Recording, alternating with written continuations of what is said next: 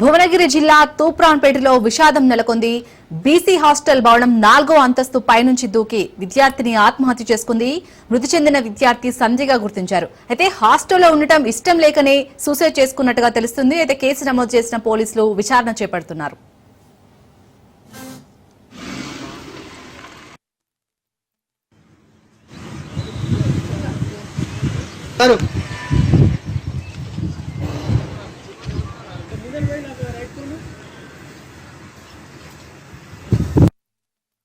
సంధ్య 5th class అమ్మాయి నిన్న 1 o'clock కి పేరెంట్స్ తీసుకొని వచ్చారు. 2:41 వరకు వాళ్ళతోనే ఉన్నది. వాళ్ళు కూడా తినిపించి ఆ అమ్మాయిని లోపల దొరిసి వెళ్ళిపోయారు. అమ్మాయికి ఉండబుద్ధి కావట్లేదు అనేసి అన్నది ఫ్రెండ్స్ తో కూడా ఎట్లా పారిపోవాలి ఎలా పోవాలి అనేసి ఫ్రెండ్స్ కూడా అడిగింది అనేసి అన్నారు. పిల్లలు కూడా మార్నింగ్ నైట్ వాటర్ ప్రాబ్లం ఉంది. వాచ్మెన్ పైనకి వెళ్ళి తాళం తీసి వాచ్మెన్ తీసి కిందికి వచ్చే లోపల మళ్ళీ వాటర్ చెక్ చేసుకునే లోపల ఈ అమ్మాయి పైనకి వెళ్ళి దూకడం జరిగింది. దూకింది. ఈ అమ్మాయిని రోల్ కాల్ టైంలో చూసుకునేసరికి మార్నింగ్ 6 o'clock కి రోల్ కాల్ టైంలో చూసేసరికి లేదు. అందరం అన్ని దిక్కులో వెతికినాము. బ్యాక్ సైడ్ పైనుంచి దూకి కింద పడ్డది. రాయికి తగిలింది కాబట్టి స్పాట్ లో చనిపోవడం జరిగింది. ఇన్ఫార్మ్ చేసినాము. పేరెంట్స్ కూడా వస్తుంది. డామెంట్రీకి వెళ్ళాక అందరం ఆడుకుంటుంటే నేను పండుకుని సంజయ్ ఉండేమన్నదంటే భవ్య నైట్ గేట్ మూసుకొని ఉంటుంది తెరుచుకొని ఉంటాయి. ఎందుకంటే సంజయ్ అంటే ఏమంటలేదు సార్. ఇంకా అందరం పండుకున్నాక మిడ్ నైట్ లేచి చూస్తే నాకు వాష్రూమ్ వచ్చిందని లేచి చూస్తే లేకున్నా సార్. కిందికి వెళ్ళి మేడం చెప్పదాం అనుకుంటే భయం అయి అట్లే పండుకున్నాం సార్. పండుకున్నాక మళ్ళా మార్నింగ్ లేచి ఫ్రెష్ అయ్యి కిందికి వెళ్ళి పీటీ మేడం చెప్పింది. చెప్తే ఇంకా అందరు వెళ్ళి మేడం ఆమె సంజయ్ లేదు మేడం అని అంటే మేడం ఉండి అందరు పిలుచుకొచ్చి అన్ని చోట్ల వెతకాలంటే వెతికితే లేదు సార్.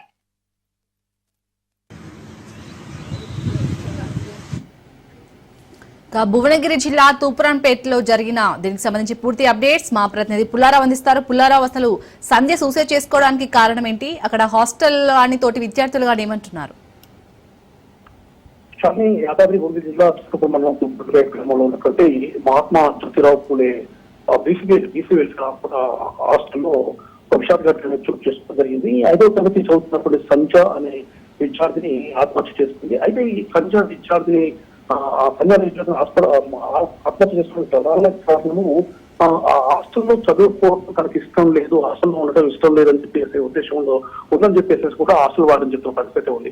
అయితే ఇదే విషయానికి సంబంధించేసి హాస్టల్ వార్డెన్ అద్దెకి చెప్పిన విషయాల ప్రకారము ఈ నెల 5వ తారీఖున పూర్తిగా హోంసిక్ హాలిడేస్ కూడా జరిగింది. హోంసిక్ హాలిడేస్ ఇచ్చిన తర్వాత నిన్న విద్యార్థిని అంటే సంజయ్ తీసుకొని వాళ్ళ తల్లిదండ్రులు మధ్యాహ్నం 2 గంటలకు హాస్టల్ రావడం జరిగింది. వచ్చిన తర్వాత వాళ్ళ విద్యార్థులు వాళ్ళ తల్లిదండ్రులతో కొద్దిసేపు పరిస్థితి ఉంది. సాయంత్రం ఆ తల్లిదండ్రులు వెళ్ళిపోయిన తర్వాత హాస్టల్లో భోజనం చేయటము, ఆ తర్వాత స్టడీ అవర్స్ కంప్లీట్ అయిపోయిన తర్వాత ఆ రూమ్ లోకి వెళ్ళిన తర్వాత విద్యార్థులతో నాకు అసలు హాస్టల్ రావడం ఇష్టం లేకుండా ఉన్నది. మా అమ్మ నాన్న బలవంతంగా ఇక్కడ తీసుకొచ్చి వదిలిపెట్టి వెళ్ళారు. ఇక్కడ చదువుకోవడం నాకు ఇష్టం లేదు అని చెప్పినా కూడా వాళ్ళు వినిపించుకోకుండా వెళ్ళారని చెప్పేసి కూడా బాధపడడం జరిగింది. అదే సమయంలో తోటి విద్యార్థులతో కూడా హాస్టల్ నుంచి బయటకు వెళ్ళడానికి వేరే ఏమైనా మార్గాలు ఉన్నాయా, వేరేగా గేట్ నుంచి బయటకు వెళ్ళొచ్చా అనే విషయాలు కూడా ఆ యొక్క తోటి విద్యార్థులు కూడా అడిగినట్టుగా ఆ విద్యార్థులు చెప్పే పరిస్థితి ఉంది. సో ఈ సమయంలోనే అందరూ పడుకున్న తర్వాత సంజ ఎవరు మేరకు లేదని భావించేసి అంటే తను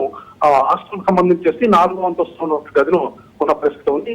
సో అదే సమయంలోనే బయటకు వెళ్ళాలన్న ఉద్దేశంతో ఆ గేట్ తీసుకున్న లోపు బయటకు వెళ్ళేసరికి ఒకసారి దాని నుంచి చనిపోయిందా లేకపోతే కావాలని చెప్పి ఆత్మహత్య చేసుకుంటా అనే విషయం మాత్రము తెలియరాలేదు. కాకపోతే విద్యార్థిని పక్కన తొలి విద్యార్థులతో చెప్పిన ప్రకారం మాత్రము హాస్టల్లో చదువుకోవడం ఇష్టం లేకనే సంజయ్ విధంగా మన్నించుందని చెప్పి కూడా ఒక మాట చెప్పారు. దీనిపై మాత్రం పోలీసులు పూర్తి స్థాయిలో విచారణ చేపట్టారు. ఎందుకంటే ఆ విద్యార్థిని చనిపోవడానికి కారణాలు ఏంటి అనే కోణంలో కూడా పూర్తి స్థాయిలో చేస్తున్నారు. విద్యార్థిని తొలి విద్యార్థులు చెప్పిన విషయం ప్రకారం పోలీసు కూడా ఎంక్వైరీ చేయడం జరిగింది. పక్కన శాస్త్ర అధికారులతో ఎంక్వైరీ చేస్తే కూడా వాళ్ళు కూడా ఇదే విషయాలు వెల్లడించారు కూడా మనకు తెలుస్తుంది. అదేవిధంగా హాస్టల్ వార్డెన్ కూడా ఇదే విధంగా చెప్పిన పరిస్థితి. అదే రాత్రి ఎవరు అంటే నిద్రమత్తులు ఉన్న సమయంలో ఈ విధంగా ఆత్మహత్య చేసుకుంది కాబట్టి ఎవరు కూడా గమనించలేదు. ఉదయం ఈ విషయానికి సంబంధించేసి హాస్టల్ సంబంధించిన వాచ్మెన్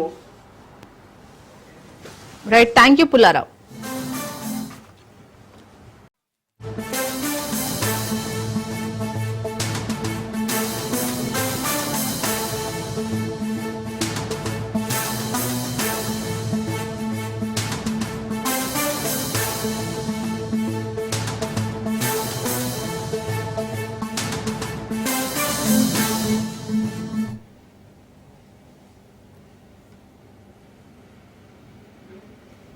జగిత్యాల జిల్లా గొల్లపల్లి మండలం రంగదాముడిపల్లి గ్రామంలో వరి నారు ఎండిపోకుండా రైతులు బిందెలతో నీళ్లు పోస్తున్నారు. వానలు సరిగ్గా కురవకపోవడంతో వరి నారు ఎండిపోతుంది. మరోవైపు గత కొన్ని రోజులుగా విద్యుత్ ట్రాన్స్ఫార్మర్ కాలిపోవడంతో రైతులు వరి పొలాలకు నీళ్లు పెట్టలేక ఇబ్బందులు పడుతున్నారు. అటు వానలు కురవక ఇటు కరెంటు లేక తమ పంటలు ఎండిపోతున్నాయని ఆవేదన వ్యక్తం చేస్తున్నారు. కనీసం కరెంటు ఉన్నా బావిలో నీరు పెట్టేవారమని చెబుతున్నారు. విద్యుత్ శాఖ అధికారులు స్పందించి తగు చర్యలు తీసుకోవాలని కోరుతున్నారు.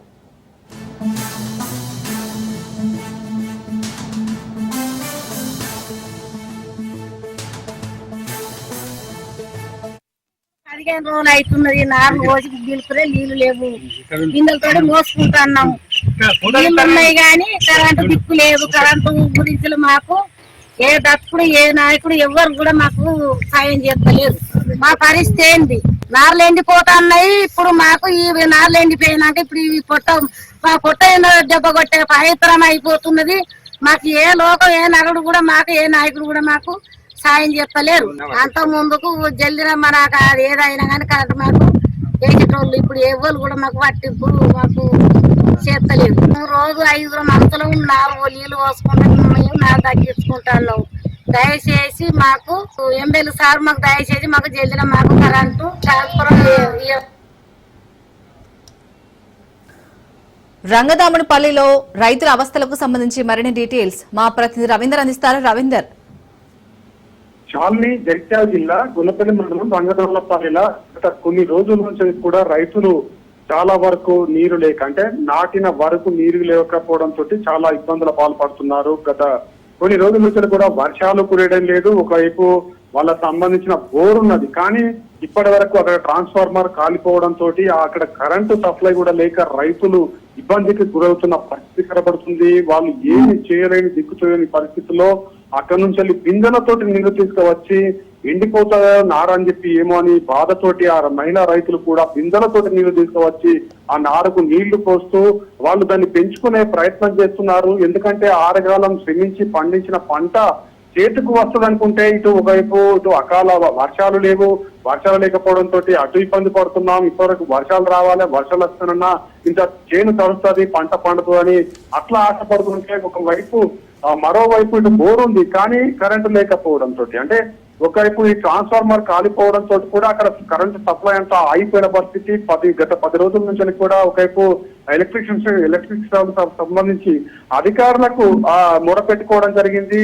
అయినా కానీ వాళ్ళు దాన్ని పట్టించుకోవడం లేదు. దాన్ని రిపేర్ చేసి కొత్త ట్రాన్స్ఫార్మర్ పెట్టినట్టయితే అక్కడ వాళ్ళు బోర్ వేసుకొని వాటర్ ను సప్లై చేసుకుని వాళ్ళు పంట పండించుకునే అవకాశం ఉంటుంది. కానీ 10 రోజుల నుంచి కూడా ఒకవైపు అధికారులకు విన్నవించుకోవడం జరిగింది. కానీ అధికారులు మాత్రం దాన్ని పట్టించుకోకపోవడంతో కూడా రైతులు దిక్కుతోయని పరిస్థితుల్లో ఈ రోజు వాళ్ళ బిందెలతోటి నీళ్లు అంటే నారు ఎండిపోతుంది, మా పంట కూడా పోతుంది అనే కోణంలో వాళ్ళు బిందెలతోటి నీరు తీసుకువచ్చి పోసి పంటను రక్షించుకునే ప్రయత్నం వాళ్ళు చేస్తున్నారు. కానీ ఇంత మోడల్ యుగం కాలం చేంజ్ అవుతుంది. ఒకవైపు ప్రభుత్వాలు చేంజ్ అవుతున్నాయి. కానీ ఇక్కడ గొల్లపల్లి జగిత్యాల జిల్లాకు సంబంధించి గొల్లపల్లి మండలం పక్కనే ఉంటుంది.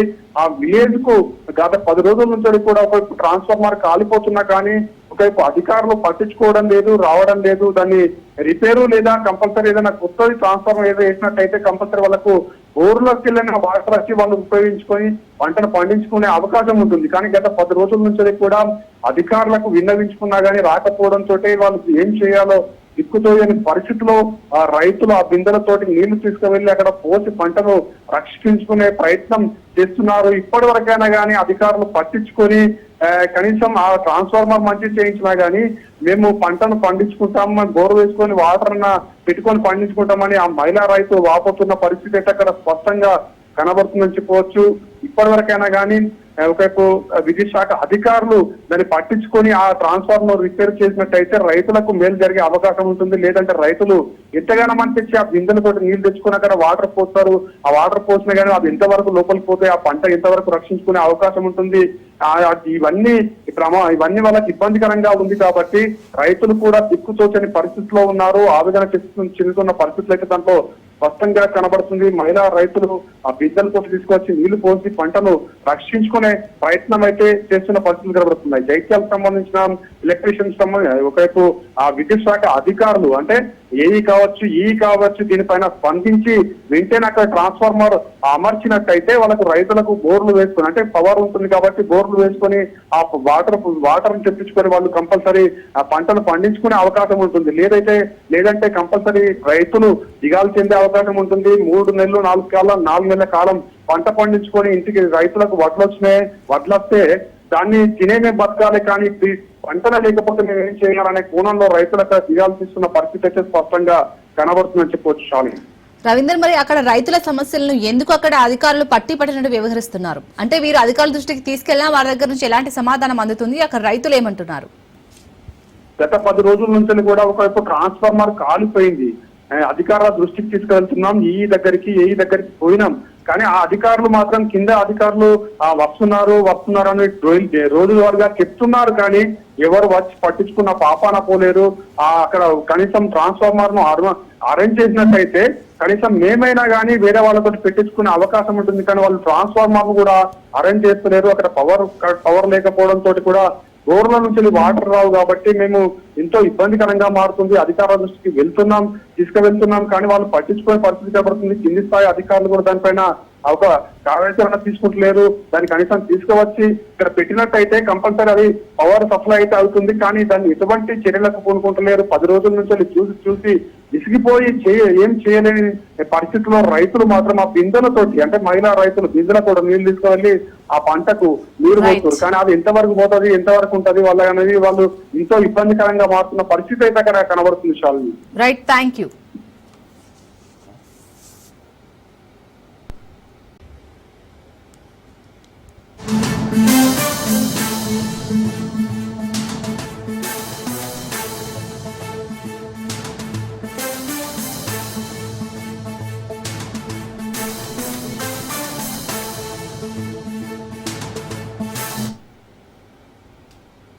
బ్రేకింగ్ న్యూస్ చూస్తున్నాం. ఇండోనేషియాలో భారీ భూకంపం సంభవించింది. రిక్టర్ స్కేల్ పై తీవ్రత 6.9గా నమోదైంది. తువాల్ నగరానికి 177 కిలోమీటర్ల దూరంలో భూకంప కేంద్రం ఉన్నట్లు గుర్తించారు. సునామీ సంభవించే అవకాశం ఉందని ప్రచారం జరుగుతుంది. ఇదే విషయాన్ని పసిఫిక్ సునామీ వార్నింగ్ సెంటర్ తెలిపినట్లు టాక్ వినపడుతుంది.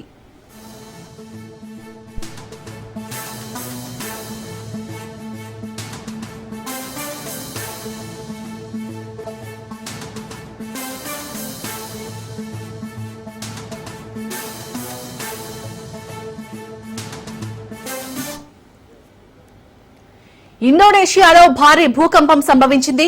రిక్టర్ స్కేల్ పై తీవ్రత 6.9గా నమోదైంది. తువాల్ నగరానికి 177 కిలోమీటర్ల దూరంలో భూకంప కేంద్రం ఉన్నట్లు గుర్తించారు. సునామీ సంభవించే అవకాశం ఉందని ప్రచారం జరుగుతుంది. ఇదే విషయాన్ని పసిఫిక్ సునామీ వార్నింగ్ సెంటర్ తెలిపినట్లు టాక్ వినపడుతోంది.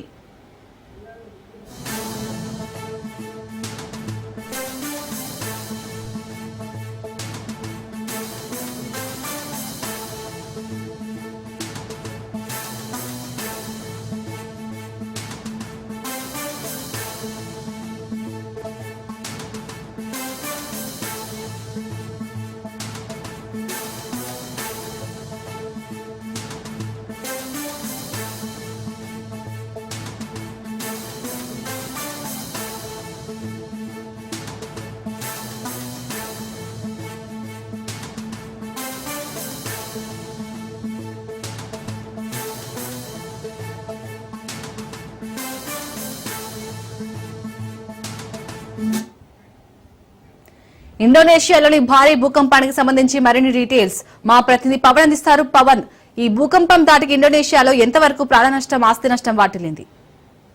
ఇండోనేషియాలో భారీ భూకంపం సంభవించింది. మొత్తానికి చూస్తే రిక్టర్ స్కేల్ పైన 6.9 తీవ్రత నమోదైనట్లుగా దీనికి సంబంధించి కూడా మనకు తెలుస్తుంది. అయితే ఇప్పటికే పెద్ద మొత్తంలో ప్రాణ నష్టంతో పాటు ఆస్తి నష్టం కూడా జరిగింది. ఎందుకు ఈ దాంట్లో చూస్తే మాత్రము తువాల్ నగరానికి సంబంధించిన 177 కిలోమీటర్ల దూరంలో ఈ యొక్క భూకంప కేంద్రం సంబంధించి ఒక సునామీ సంభవించే అవకాశం ఉన్నట్లుగా దీనికి సంబంధించి ఇప్పటికే ఇండోనేషియా సంబంధించిన ప్రభుత్వం కూడా చెప్తుంది. ఇప్పటికే ఒక పసిఫిక్ సునామీ సెంటర్గా దీనికి సంబంధించి కూడా పూర్తిగా ఇండోనేషియాలో కూడా తెలుస్తుంది. అయితే ఎంతమంది చనిపోయారు అనేది మాత్రం ఇంకా మనకు తెలియాల్సి ఉంది. అంతేకాకుండా భారీ ఎత్తున ఆస్తి నష్టం మాత్రము సంభవించింది. ఇండోనేషియాలో ఈ యొక్క భూకంపం అతిపెద్ద భూకంపంగా దీనికి సంబంధించి కూడా మనకు తెలుస్తుంది. మొత్తానికి ఓవరాల్ గా చూస్తే మాత్రం ఇప్పటికే సహాయక చర్యలు కూడా కొనసాగుతున్నాయి. అయితే ఈ శిథిలాల కింద కూడా కొంతమంది ఉన్నట్లుగా, కొన్ని భవనాలు కూడా కూలిపోయినట్లుగా తెలిసింది. ఆ భవనాల కింద నుంచి కూడా కొంతమందిని బయటికి తీసిన సహాయక చర్యలు కూడా కొనసాగుతున్నాయి. మొత్తానికి చూస్తే ఓవరాల్ గా ఈ యొక్క అతిపెద్ద భూకంపంగా మనకు తెలుస్తుంది. ఇండోనేషియాలో రిక్టర్ స్కేల్ పైన 6.99 నమోదైన నేపథ్యంలోనే చూస్తే ఇదే మొదటిసారిగా ఇంత పెద్ద మొత్తంలో భూకంపం చోటు చేసుకున్నట్టుగా మనకు తెలుస్తుంది. అయితే ఇంకా దీనికి సంబంధించి ఇంకా పూర్తి వివరాలు కూడా తెలియాల్సిన పరిస్థితి కూడా కనిపిస్తుంది. పవన్, ఇప్పటికీ అక్కడ భూకంపం వచ్చి ఇంకా సహాయక చర్యలు కొనసాగుతున్నాయి. ఈ నేపథ్యంలో ఇంకా అక్కడ సునామీ సంభవించే అవకాశం ఉన్నట్లయితే వార్తలు వస్తున్నాయి. సో అక్కడ ప్రభుత్వం ఎలాంటి తగు జాగ్రత్తలు తీసుకుంటుంది? అయితే ఈ యొక్క భూకంపం సంబంధించి పెద్ద ఎత్తున మాత్రము ప్రాణ నష్టం జరిగింది. ఈ యొక్క ప్రాణ నష్టానికి ఇంకా అంచనా కూడా వేయలేని పరిస్థితి. ప్రజెంట్ మాత్రం సహాయక చర్యలు కూడా కొనసాగుతున్నాయి. ఎందుకంటే ఈ యొక్క చాలా మందిని కూడా కొంతమంది కొన్న ఊపిరితో ఉన్న వారంతా కూడా హాస్పిటల్కి పంపించిన పరిస్థితి చూస్తున్నాము. మరోవైపు ఈ యొక్క సునామీ సంబంధించిన హెచ్చరికలు కూడా జారీ చేసింది ఇప్పటికే ఇండోనేషియా ప్రభుత్వము. ఎవరైనా సరే ఈ యొక్క బయటికి రావద్దు, దీనికి సంబంధించి పూర్తిగా ఈ యొక్క సునామీ వచ్చే అవకాశం ఉన్న నేపథ్యంలో ప్రభుత్వం కూడా ప్రజలందరినీ కూడా అలర్ట్ చేసింది. ఇంకా సహాయక చర్యలు మాత్రము కొనసాగించేందుకు కూడా పూర్తిగా అదనంగా బలగాలను కూడా రప్పించిన పరిస్థితి కూడా చూస్తున్నాము. ప్రధానంగా చూస్తే ఇండోనేషియాలో అతిపెద్ద భూకంపంగా మాత్రం ఇదే దీనికి సంబంధించి కూడా మొదటిసారిగా తెలుస్తుంది. అయితే ఇప్పటికి మాత్రం సహాయక చర్యలు ఇంకా కొనసాగుతున్నాయి. అయితే ప్రాణ నష్టం మాత్రం ఎంత పెద్ద మొత్తంలో జరిగిందనేది మాత్రము ఇంకా తెలియాల్సి ఉంది. ప్రజెంట్ మాత్రం ఆస్తి నష్టం మాత్రము ఇంకా అంచనా వేయలేని పరిస్థితి కూడా కనిపిస్తుంది. మొత్తానికి ఓవరాల్ గా చూస్తే సహాయక చర్యలు అన్ని కొనసాగిన దాని తర్వాత అసలు ఎంతమంది చనిపోయారు, దాని తర్వాత ఏం జరిగింది అనేది మాత్రము పూర్తి వివరాలు చెప్తామని చెప్పి కూడా ఇండోనేషియా ప్రభుత్వం కూడా చెప్తున్న పరిస్థితి కనిపిస్తుంది. Right, thank you Pawan.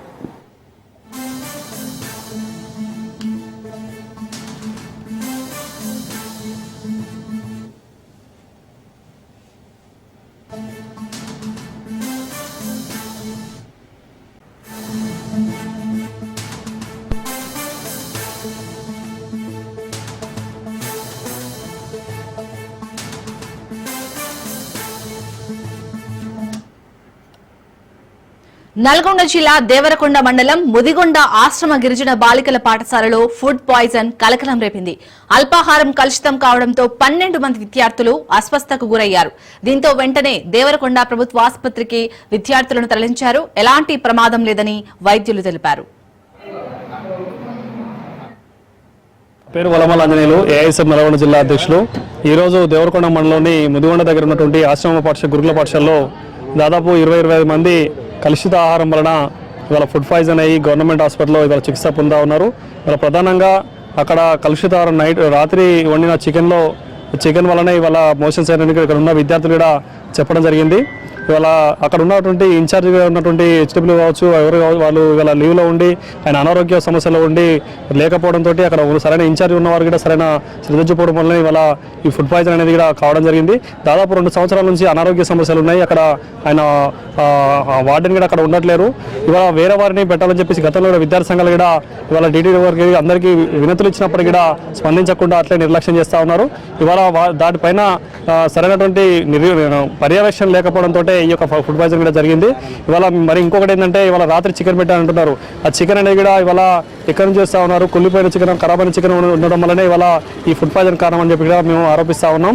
కాబట్టి ఏదేమైనా సమగ్రమైనటువంటి విచారణ జరిపి ఈ యొక్క ఫుడ్ పాయిజన్ కారణమైన వారిపైన చర్యలు తీసుకోవాలని చెప్పేసి కూడా విద్యార్థి సంఘంగా మేము తెలియజేస్తాం. వెంకటేష్ బుడిగే, ఎస్ఎఫ్ఐ దేవరకొండ డివిజన్ కార్యదర్శి. ఈరోజు దేవరకొండ మండల పరిస్థితిలో ఉన్నటువంటి ఈ ఆశ్రమ పాఠశాల ఏదైతే ఉందో అక్కడ సంబంధించినటువంటి వార్డెన్ గారు డయాలసిస్ తోని ఇబ్బంది పడుతున్నాడు, ఇబ్బందులకు గురవుతారు. పిల్లలకు సరైన పర్యవేక్షణ లేకపోవడం వల్ల ఇలాంటి సంఘటనలు జరుగుతున్నాయి. ఈ సంఘటన గురించి కూడా భారత విద్యార్థి ఫెడరేషన్, ఎస్ఎఫ్ఐ నల్గొండ డిటిడబ్ల్యూ గారికి అక్కడ ఉన్నటువంటి హెచ్డబ్ల్యూ ఉండలేడు, తక్షణమే పర్యవేక్షణ కోసం ఒక వార్డెన్ని నియమించాలనేసి కూడా మేము దశల వారీగా ఉద్యమాలు చేస్తూ వినతి పత్రాలు ఇచ్చినా కూడా ఇంకా వరకు కూడా ఒక వార్డెన్ని పర్యవేక్షణ పెట్టకపోవడంలో దుర్మార్గమైన చర్యగా భావిస్తున్నాం. సుమారుగా అక్కడ ఉన్నటువంటి పాఠశాలలో 33 మందికి అస్వస్థతకు గురైనారు. వాళ్ళు తక్షణమే పర్యవేక్షించి వైద్యానికి జిల్లా కలెక్టర్ గారు స్పందించి విద్యార్థులు న్యాయం చేయాల్సిందిగా విద్యార్థి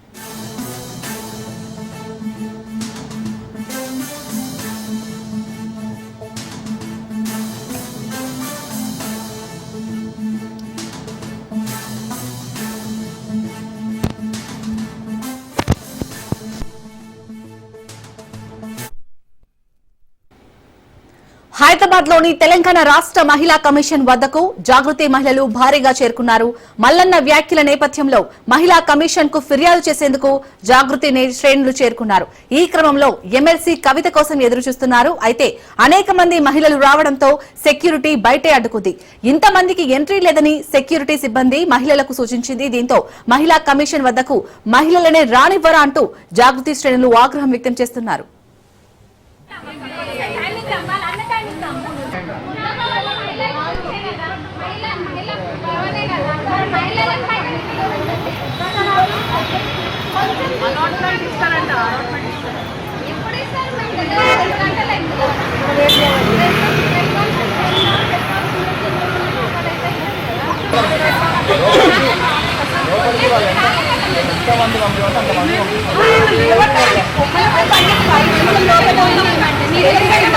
ఆడబుద్ధులంతా బయట నిలవడానికి ఇబ్బంది పడుతున్నామండి.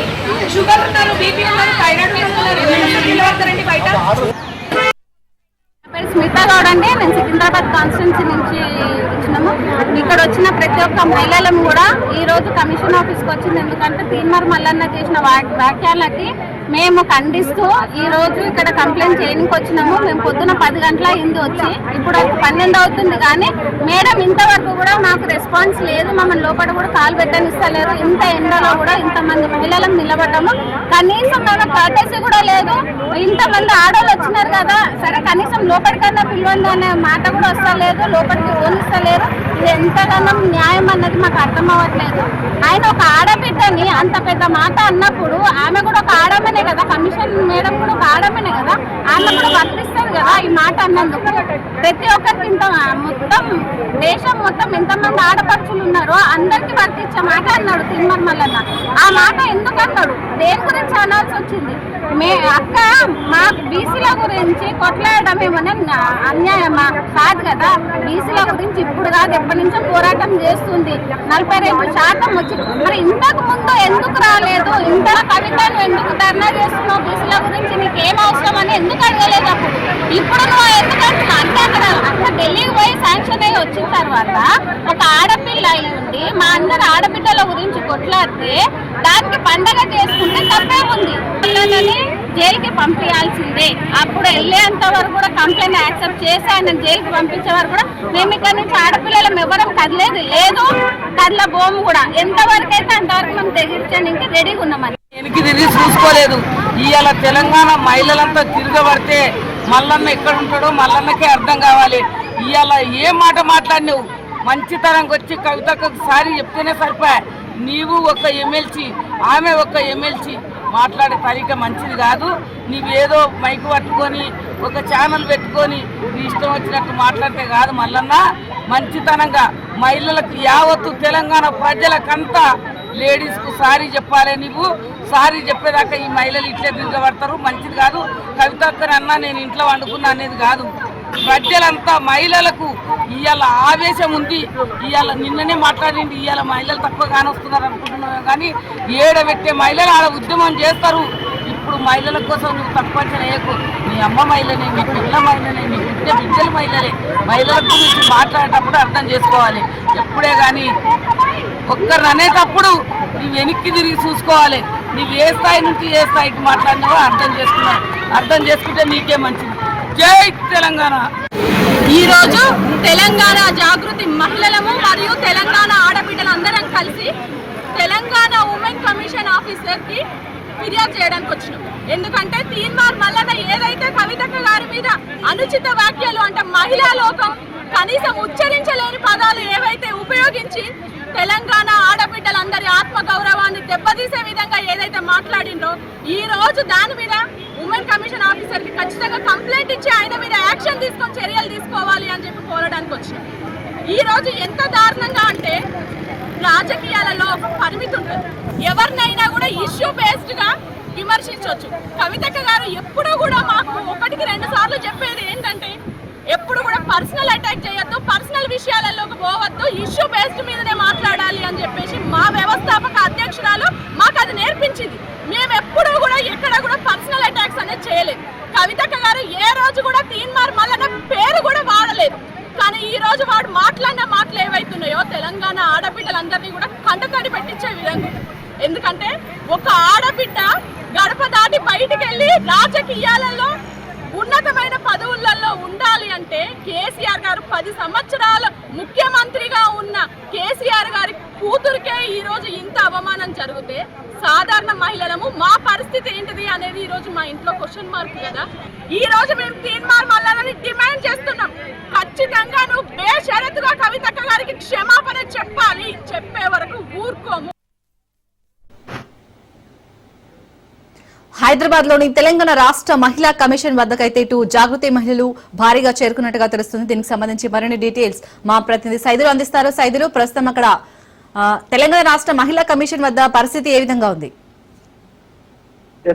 ప్రస్తుతం అయితే మహిళా కమిషన్ కార్యాలయం వద్ద కొంత ఉద్రిక్తత పరిస్థితులు ఉన్నాయి. ఎందుకంటే మహిళా కమిషన్ చైర్పర్సన్ ని కలిసేందుకు జాగృతి కార్యకర్తలందరూ కూడా పెద్ద ఎత్తున అక్కడికి చేరుకున్నారు. అయితే ఆ సమయంలో లోపలికి అనుమతి లేదని చెప్పేసి గేట్ బయటే ఉంచాల్సిన పరిస్థితి వచ్చింది జాగృతి కార్యకర్తలందరినీ కూడా. సో ఖచ్చితంగా మమ్మల్ని లోపలికి పంపించాలి, మేము మహిళా కమిషన్ చైర్పర్సన్ ని కలుస్తాము, మహిళా కమిషన్ చైర్పర్సన్ కలిసి వినతి పత్రం ఇస్తాము. ఎందుకంటే మా నాయకురాలు ఎమ్మెల్సీ కవిత మీద తీర్మార్ మల్లన్న వివాదాస్పద వ్యాఖ్యలు చేశారు. సో అందుకు మేము ఫిర్యాదు చేసేందుకు మహిళా కమిషన్ కార్యాలయం వద్దకు వచ్చామని చెప్పేసి కూడా తెలంగాణ జాగృతి కార్యకర్తలు అక్కడ చెప్తున్న పరిస్థితి కనిపిస్తుంది. కానీ పోలీసులు మాత్రం కొంతమందికి మాత్రమే అనుమతి ఉంది, లోపలికి ఎవరికి అనుమతి లేదని చెప్పేసి కూడా గేట్ క్లోజ్ చేశారు. ఆ సమయంలో జాగృతి కార్యకర్తలందరూ కూడా గేట్ ముందు బైఠాయించి నిరసన వ్యక్తం చేశారు, పెద్ద ఎత్తున నినాదాలు కూడా చేశారు. ఎందుకంటే ఏదైనా సమస్య వస్తే, మహిళలకు సంబంధించి ఏదైనా సమస్య వస్తే మహిళా కమిషన్ కార్యాలయం ఎప్పుడు కూడా తెరిచే ఉంటుంది. ఎప్పుడైనా మహిళలు నేరుగా మహిళా కమిషన్ కు వచ్చి వారి యొక్క సమస్యను చెప్పుకోవచ్చు అని చెప్పేసి గతంలో చెప్పారు. ప్రజాపాలనలో భాగంగా ఏదైనా సరే ఇక్కడ సాధ్యం అని చెప్పేసి అన్నప్పుడు మరి ఎందుకు ప్రజాపాలనలో భాగంగా ఇవాళ మా సమస్యలను చెప్పేందుకు మేము మహిళా కమిషన్ కార్యాలయం వద్దకు వస్తే లోపలికి అనుమతి ఇవ్వకుండా బయట ఉంచాల్సిన అవసరం ఎందుకు వచ్చింది? ఎండ తీవ్రత ఎక్కువగా ఉండడము, మహిళలందరూ కూడా ఎండలోనే వెయిట్ చేయడం, కనీసం లోపలికి వచ్చి లోపల కూర్చోమని కూడా మమ్మల్ని కనీసం రెస్పెక్ట్ కూడా చేయలేదని చెప్పేసి కూడా మహిళా తెలంగాణ జాగృతి కార్యకర్తలందరూ కూడా వాపోతున్న పరిస్థితి కనిపిస్తుంది. సో అందుకని ఇప్పటికైనా సరే ఖచ్చితంగా తీర్మార్ మల్లన్న, ఎమ్మెల్సీ తీర్మార్ మల్లన్న ఎమ్మెల్సీ కవిత పైన చేసినటువంటి వ్యాఖ్యలు ఏవైతున్నాయో బహిరంగ క్షమాపణ చెప్పాలని ప్రధానంగా తెలంగాణ జాగృతి మహిళా కార్యకర్తలందరూ కూడా డిమాండ్ చేస్తున్నారు. రాష్ట్ర వ్యాప్తంగా మహిళలందరూ కూడా అదే డిమాండ్ చేస్తున్నారు. ఎందుకంటే ఇప్పటికైనా సరే తీర్మార్ మల్లన్న చేసినటువంటి వ్యాఖ్యలు ఏవైతున్నాయో అవి వివాదాస్పదమైన వ్యాఖ్యలు కాబట్టి ఆ వ్యాఖ్యలకు ఆయన కట్టుబడి ఉండి వెంటనే బహిరంగ క్షమాపణ ఎమ్మెల్సీ కవితకు చెప్పాలని పెద్ద ఎత్తున మహిళలందరూ కూడా రాష్ట్ర వ్యాప్తంగా డిమాండ్ చేస్తున్న పరిస్థితి కనిపిస్తుంది. ఎందుకంటే ఆ వ్యాఖ్యల పట్ల ఖచ్చితంగా మహిళల్ని కించపరిచే విధంగా, ఎందుకంటే తెలంగాణ ఆడబిడ్డల్ని తెలంగాణ గౌరవిస్తారు కాబట్టి, సో అలాంటి ఆడబిడ్డల్ని కించపరిచే విధంగా తీర్మార్ మల్లన్న వ్యాఖ్యలు ఉన్నాయని చెప్పేసి కూడా మహిళలందరూ కూడా మండిపడుతున్న పరిస్థితి కనిపిస్తుంది. తన వ్యాఖ్యల్ని ఆయన ఏదైతే సమర్థించుకుంటూ మళ్ళా పైకి వచ్చేసి తప్పుడు ప్రచారం జాగృతి పైన, జాగృతి కార్యకర్తల పైన, ఎమ్మెల్సీ కవిత పైన చేస్తున్నారని చెప్పేసి కూడా తీవ్ర స్థాయిలో మహిళలందరూ కూడా మండిపడుతున్న పరిస్థితి కనిపిస్తుంది. రాష్ట్ర వ్యాప్తంగా చాలా మంది ఆందోళన కూడా చేస్తున్నటువంటి పరిస్థితి కనిపిస్తుంది. కవితకి మద్దతుగా నిలబడుతున్నారు. ఎందుకంటే ఎమ్మెల్సీ కవిత పైన తీర్మార్ మల్లన్న చేసినటువంటి వ్యాఖ్యలు చాలా వివాదాస్పదంగా ఉన్నాయి కాబట్టి ఖచ్చితంగా ఇప్పటికైనా సరే ఆయన బహిరంగ క్షమాపణ చెప్పాలని ప్రధానంగా డిమాండ్ చేస్తున్న పరిస్థితి కనిపిస్తుంది. మహిళా లోకం అందరూ కూడా ఎమ్మెల్సీ కవిత మద్దతుగా నిలుస్తున్న పరిస్థితి కనిపిస్తుంది. కాబట్టి సో ఈ రోజు మహిళా కమిషన్ కార్యాలయం వద్ద వరకు తెలంగాణ జాగృతి కార్యకర్తలందరూ కూడా అక్కడ చేరుకొని మహిళా కమిషన్ చైర్పర్సన్ నేరెళ్ల శారదను కలిసి వినతి పత్రం ఇస్తామని చెప్పేసి అని లోపలికి ఎవరిని కూడా మమ్మల్ని అనుమతి ఇవ్వడం లేదని చెప్పేసి కూడా కొంత ఆందోళన చేస్తున్నటువంటి పరిస్థితి అక్కడ కనిపిస్తుంది. కాబట్టి సో అక్కడ కొంత ఉద్రిక్త పరిస్థితి కూడా నెలకొంది. గేటు క్లోజ్ చేయడంతో అక్కడ పోలీసులందరూ కూడా జోక్యం చేసుకోవాల్సిన పరిస్థితి వచ్చింది. సో ఇప్పుడు కొందరిని మాత్రమే లోపలికి అనుమతించినట్టు కూడా మనకి సమాచారం. సో ఇక కవిత పైన చేసినటువంటి వ్యాఖ్యల పైన, తీర్మార్ మల్లన్న ఎమ్మెల్సీ కవిత పైన చేసినటువంటి వ్యాఖ్యల పైన సో నేరెళ్ల శారద, మహిళా కమిషన్ చైర్పర్సన్ నేరెళ్ల శారదకి ఫిర్యాదు చేస్తారు. ఫిర్యాదు చేసిన తర్వాత మరి ఎటువంటి చర్యలు తీసుకుంటారు, తెలిసి ఎవరైనా ఏమన్నా అడుగుతారా అనేది కూడా మనకి మరి కాసేపట్లో తెలిసే అవకాశం అయితే ఉంటుంది. Right, thank you Saidulu.